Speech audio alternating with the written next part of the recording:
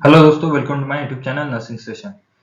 आज के इस वीडियो में देखेंगे NORCET 5 provisional seat allocation result जो आया है उसका एनालिसिस हम करेंगे। इंस्टीट्यूट वाइज कितना वैकेंसीज फिल किया गया है, कितना वैकेंसीज अवेलेबल था और कितना अभी एलोकेशन आने के बाद सीट्स बचे हुए हैं, तो ये सब हम देखेंगे जो कि सीट्स खाली जाने वाले हैं। तो इंस्टीट्यूट वाइज हम एनालिसिस इसका करेंगे और एलोकेशन रिजल्ट आने से पहले जो परसेंटेज वाइज रिजल्ट डिक्लेयर हुआ था उसका भी एनालिसिस मैंने आप सभी के लिए वीडियोस बनाए थे, उसके लिंक भी मैं डिस्क्रिप्शन में डाल दूंगा। उस वीडियो को आपकी तरफ से बहुत अच्छा प्रतिसाद मिला है, बहुत सपोर्ट मिला है, उसके लिए मैं आपका बहुत धन्यवाद करता हूँ। और इसी से आगे बढ़ते हैं, इस वीडियो को भी आप उतना ही सपोर्ट करोगे, ये मुझे आशा है आपसे। तो टोटल अवेलेबल वैकेंसी नॉर्सेट 5 थी 4096 उसमें से 16 वैकेंसी जो है LHMC जो दिल्ली का सेंट्रल गवर्नमेंट हॉस्पिटल है उन्होंने विड्रॉ कर ली थी।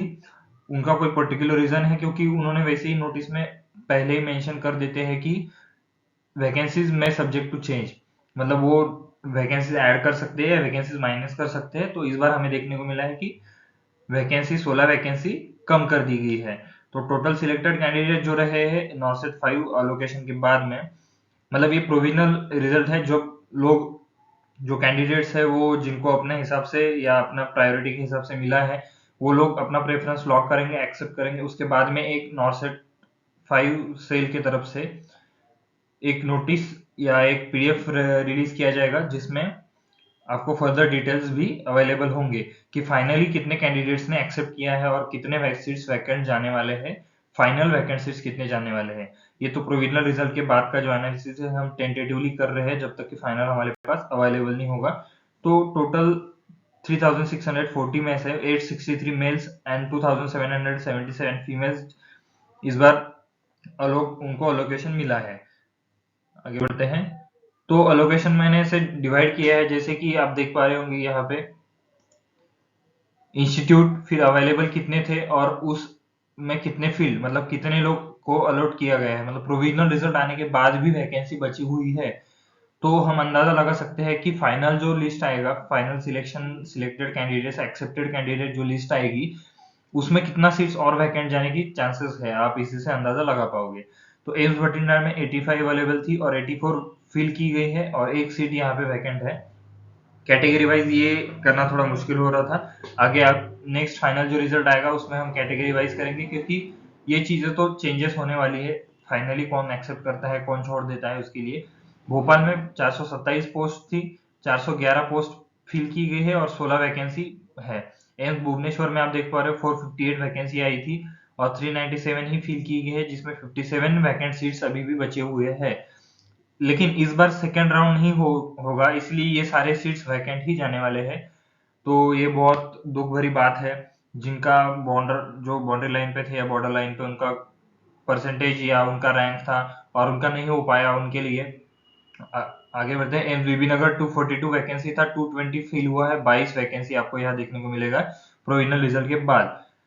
एम्स बिलासपुर 87 वैकेंसी अवेलेबल था, 65 उन्होंने फिल किया है और 22 वैकेंट सीट्स अभी भी प्रोविजनल रिजल्ट के बाद बची हुई है। एम्स देवघर 201 एंड फिल 179 किया है, तो 22 वैकेंसी एम्स देवघर में भी आपको वैकेंसीज वेस्ट जाने वाली है, ये देख सकते हो। एम्स गोरखपुर, इसके बाद भी कितने लोग अपने चॉइस को एक्सेप्ट करते हैं इसमें भी डिफरेंस बहुत आ सकता है। AIIMS Gorakhpur 129 qualified 129 available seats थे और 104 उन्होंने अलॉट किए हैं और 25 वैकेंट सीट्स अभी बचे हुए हैं। अब से जबकि सेकंड राउंड नहीं होगा तो ये सारा वेस्ट ही जाएगा, आप देख पा रहे हो। गुवाहाटी 160 139 फील है, वैकेंट 21 है। एम्स जोधपुर में 301 वैकेंसी आई थी, 17 वैकेंट सीट्स अभी भी पड़े हुए हैं। एम्स कल्याणी 119 वैकेंसी थी, 24 सीट्स वैकेंट गए हैं। एम्स मंगलागिरी 128 वैकेंसी थी, तो 21 सीट अलोकेशन के बाद बचे हुए हैं। एम्स नागपुर 76 वैकेंसी थी, 58 उन्होंने फिल किए हैं और 18 आपको देखने को मिला कि ये वैकेंट गई है। रायबरेली आप देख पा रहे हो 83, उसमें से फिल 58 की है, 25 वैकेंसी वेस्ट ही बोलेंगे क्योंकि ये नेक्स्ट नॉर्सेट 6 जो होगा उसमें ही ऐड होंगे। इसके अलावा और कोई चांसेस नहीं, क्योंकि सेकंड राउंड होगा नहीं। एम्स दिल्ली में भी आप देख पा रहे हो 367 था, 334 उन्होंने अलॉट किए हैं और 33 यहाँ पे वैकेंट गए हैं। सेम सारे एम्स है, कुछ ही इंस्टीट्यूट ऐसे है जहाँ पे पूरी वैकेंसी लगभग फिल हुई है या मिनिमम से फिल हुई है। जैसे पटना में 244 है, 228 16 वैकेंसी है, 15 टू 20 आप 50 और कुछ इंस्टीट्यूट है जहाँ 50 23 ऐसे देखने को मिलेंगे आपको वैकेंट सीट्स गए हुए, वहाँ ज्यादा नुकसान है लोगों का। रायपुर 287 था, 267 फिल किए हैं, 27 अभी भी बचे हुए हैं।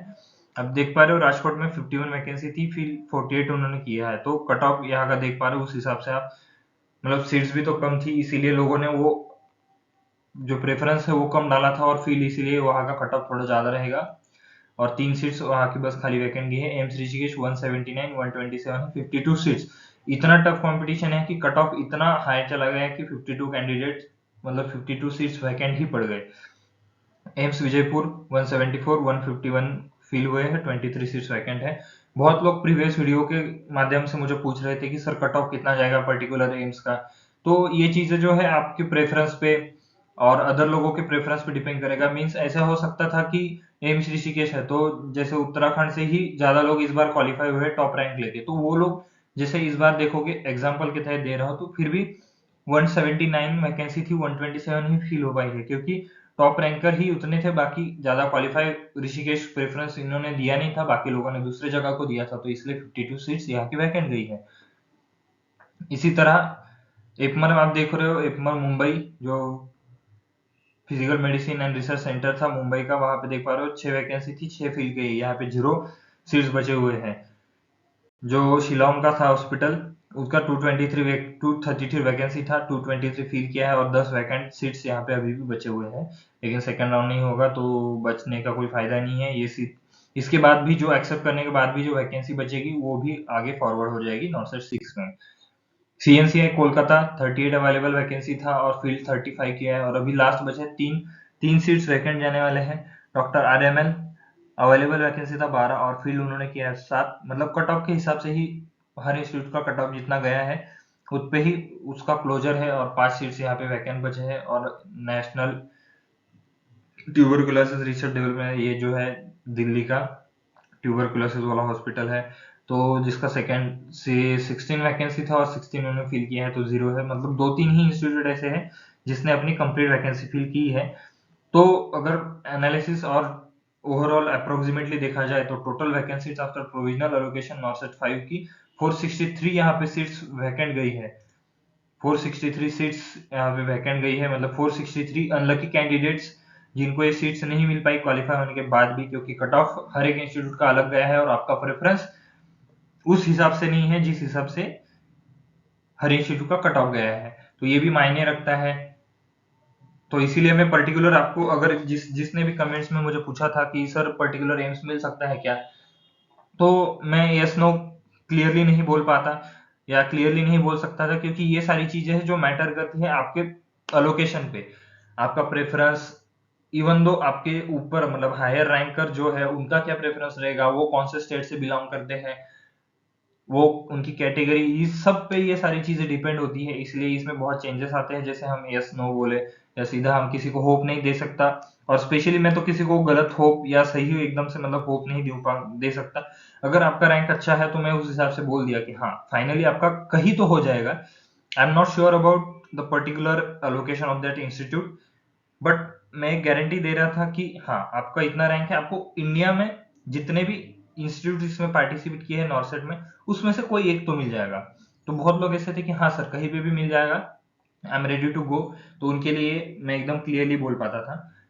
तो इस तरह से रहा है नॉर्सेट 5 प्रोविजनल अलोकेशन का जो रिजल्ट है उसका एनालिसिस ऐसा है। उसके बाद 463 सी वैकेंट है, और जो फाइनल एक्सेप्टेड कैंडिडेट एक्सेप्ट करने के बाद जो फाइनल नोटिफिकेशन रिलीज किया जाएगा नॉर्सेट 5 सेल की तरफ से, तो उसमें और भी बढ़ोतरी होने की यहाँ पे चांसेस है। तो लगभग आप अंदाजा लगा सकते हैं कि 550 तक या मतलब 150 सीट्स भी और वैकेंट्स इसमें ऐड हो सकते हैं, क्योंकि बहुत से ऐसे कैंडिडेट हैं जिनको ऑलरेडी वर्किंग एम्स में है और वो क्वालिफाई होने के बाद उनको उनके स्टेट का या उनके घर के नजदीक वाला एम्स नहीं मिल पाया, तो वो लोग वहां पे नहीं जाएंगे, तो वो लोग वो सीट्स वैकेंट जाएंगे, तो अलॉट होने के बाद भी वो सीट्स वैकेंट जाएंगे, तो मिनिमम हम पकड़ के चलो 100-150 सीट्स और भी इसमें ऐड होने की चांसेस है।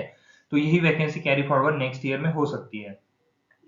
तो वीडियो पसंद आया हो तो don't forget to like share and subscribe. अगर कोई भी डाउट हो तो कमेंट सेक्शन में पूछना ना भूले। हमारा एक व्हाट्सएप ग्रुप है जहाँ पे हमने एक नर्सिंग ऑफिसर की कम्युनिटी बनाई हुई है, जहाँ पे हम एक दूसरे को हेल्प कर सकते हैं। तो आप उसमें भी ज्वाइन होना चाहो तो ज्वाइन हो सकते हो, लिंक डिस्क्रिप्शन में आपको दे दूंगा। जुड़े रहे हमारे साथ अगले अपडेट्स के लिए। Thank you.